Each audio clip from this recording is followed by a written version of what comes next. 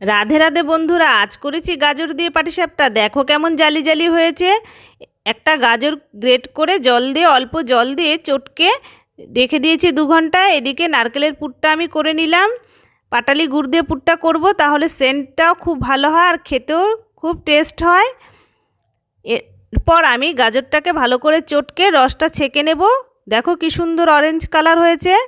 একটা বাটিতে আমি ব্যাটারটা গুলবো। ব্যাটারের মাপটা কিন্তু সঠিক রাখবে।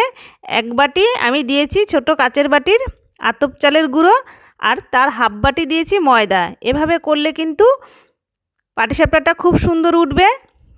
আর এখানে দিয়েছি অল্প লবণ, স্বাদমতো চিনি। গাজরের রস দিয়ে ব্যাটারটা গুলে নিয়েছি।